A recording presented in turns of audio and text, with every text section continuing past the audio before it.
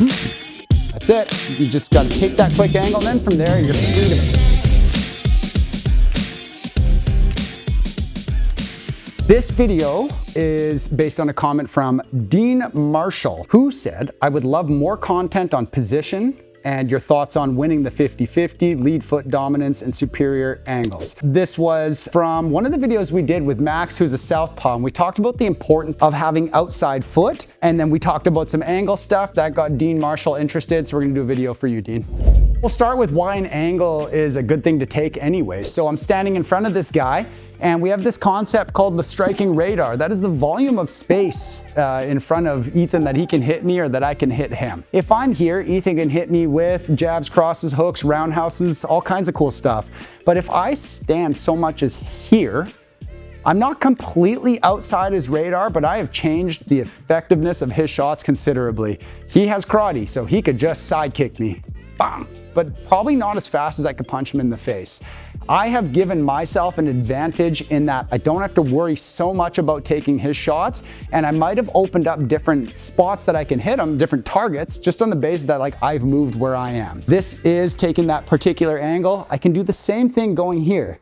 Someone's going to say that you shouldn't go towards their power side. They're not entirely wrong, but it's not dangerous to be there, it's dangerous to go there. I think I've said that in another video. And it's so simple you wouldn't think it would work, but it works really well. So I'm standing in front of this guy, we're engaging in a little like, let's mess him up. I need to be a little bit close to do an angle take, because if I do an angle take from this far away, he's just gonna adjust with me. It's just too easy for him to see what's going on. I gotta get a little closer, so it's just too big to catch on what's going on. So I'm closer, I've been careful on how I got here. I step to one side. Yeah, exactly. When you make a movement in one direction, people have to figure out whether they're supposed to bite or whether you're messing with them. And if they don't bite, they could be getting messed up. So I take that step, he bites, I hop step the other way. Once I got in that bit of inertia, like where he's starting to turn, when I go this way, I'm just a step ahead of him, okay? Now as he turns back, bing, I can fire that shot. Okay, we'll do it this way too. This might be a little bit of a good angle for you to catch on what's really happening. I step, I hop step this way, and I've got an angle. And if I do it quick, you'll see how it might actually work in a fight. Just, that's it. You just got to take that quick angle, and then from there, you're free to beat them up. We'll show you a few different follow-ups you can do with some pads, and then we'll leave you to work on it. So we'll do a couple follow-ups you can do once you've taken that angle, and by no means is this exhaustive. Be creative, play with these things. So first thing I want to do is take the angle. So I step, whoop. Here I'm going to throw a 2, and then I'll throw a switch 9. Now, if he pretends he's an opponent rather than a pad holder, it might look like this. Step, turn, his shoulder's kind of in the way, so I throw the 2 over the shoulder. You can kind of overhand.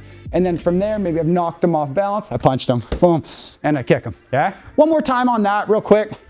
It's the step out to the hop step. And you can swing with real power because you're in a safe position, safer than if you were standing right in their striking radar. Another one we can do, it's very similar, is we'll do the same footwork.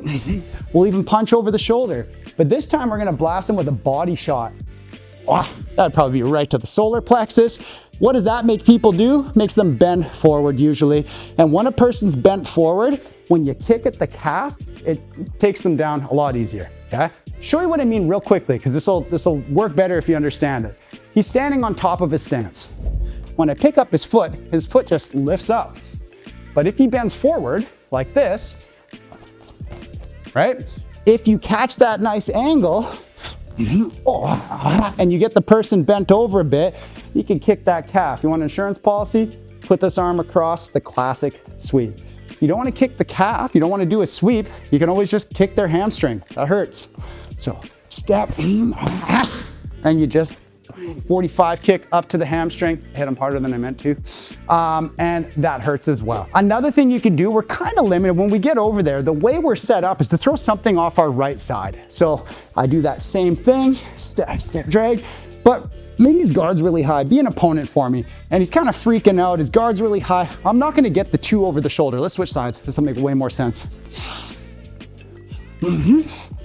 Oh man, we'll throw an uppercut kind of underneath that tricep and body in that little A-frame there, and that uppercut, stand them up, and then what do you want from there? You want to punch them again, kick them again? Do that. You should be pretty open to hit. So let's do some fast reps on all of those ways you could use follow-ups, and you get a chance to see what it might look like on pads at more full speed. Okay?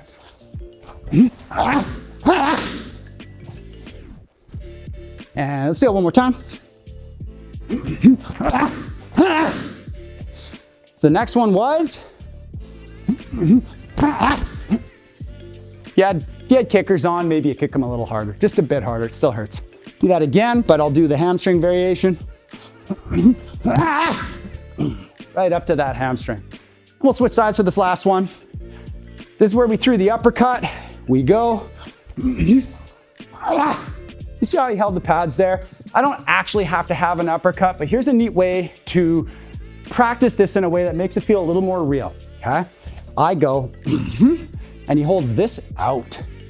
And then I actually have to practice threading that needle. So it just gives you something to punch underneath. We'll do that a little bit faster with that position. And what do you want? You want to do the same thing as before? It's there for you.